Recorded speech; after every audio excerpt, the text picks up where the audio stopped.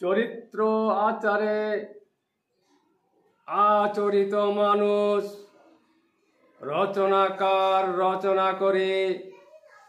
মানুষ চরিত্র গুণবদ গুণে গুণাকার ওই গুণধর মানুষ নিজ চরিত্র গুণে হৃদয় কোমল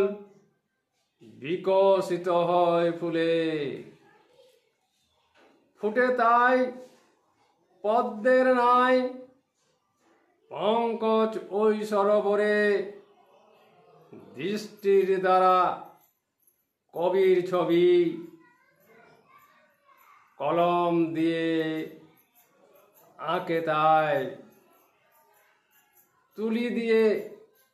রবি উদয় অস্ত